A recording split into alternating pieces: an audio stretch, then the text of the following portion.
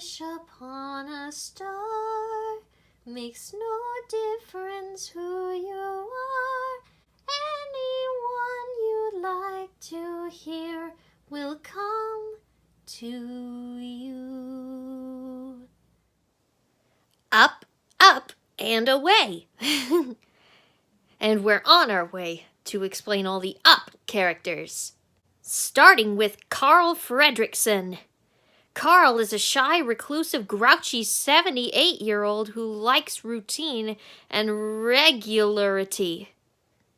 Each morning, he meticulously vacuums every surface and straightens every dolly in his home, making sure everything is just as his beloved late wife Ellie left it. Carl's life is turned upside down when he learns that his home is being sold and he is being sent to a retirement community. Determined not to lose the one place that ties him to Ellie, Carl tethers helium-filled balloons to his house and takes off to see the one place he always promised Ellie he would take her, Paradise Falls. But Carl is not alone on his journey. He finds an unexpected companion in his neighbor, Russel, and learns that perhaps it is time to move on with his life after all. Carl ties more than 10,000 balloons to his house. This is Ellie Fredrickson. Ellie met Carl when she was a young girl, and the two instantly became best friends. Ellie invited Carl to see her clubhouse, an abandoned house in the neighborhood, and shared with him her dream of visiting Paradise Falls in South America. As they grew up, Ellie and Carl fell in love, and they eventually got married. They even turned their old clubhouse into their new home. Although the two had a happy marriage, they faced many hard times. Through it all, Ellie maintained her sense of adventure and her desire to see Paradise Falls. Sadly, she passed away before they could make the trip. But for Ellie, life with Carl was all the adventure she needed, and she considered her life incredibly well lived. This is Charles F. Muntz.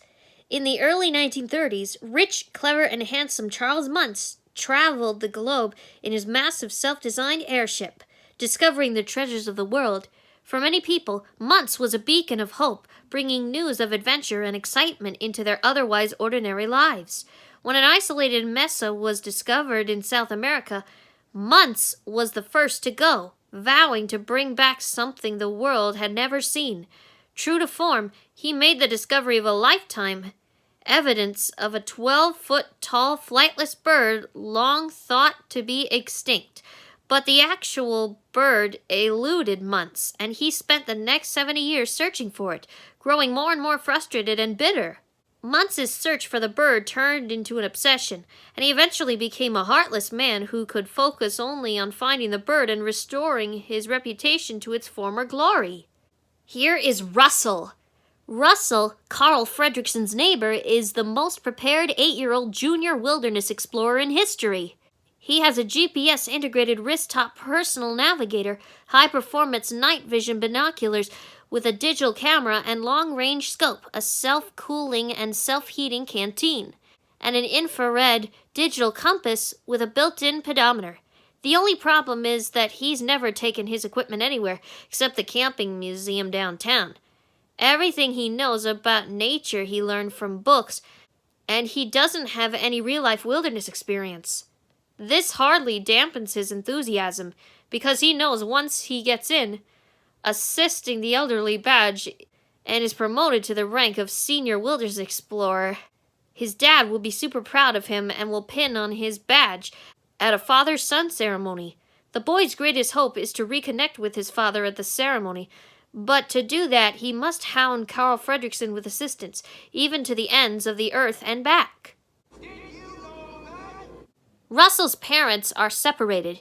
His father moved out and does not see his son often. And one of Russel's badges has a Pixar symbol, the Luxo ball, on it.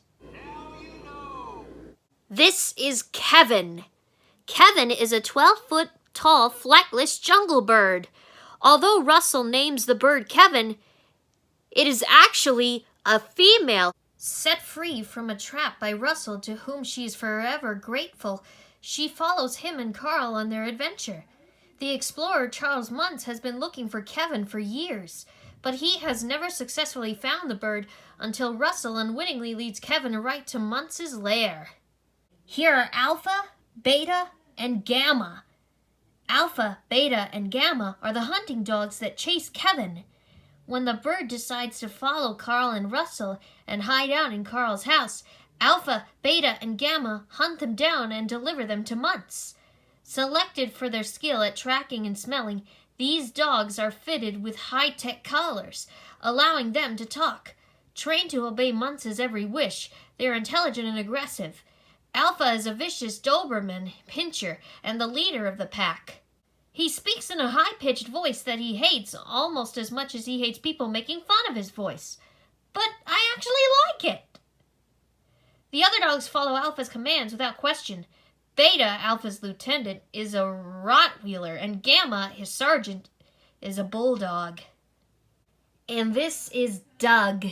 Doug is a socially desperate dog who wants nothing more than to be accepted as a part of a pack.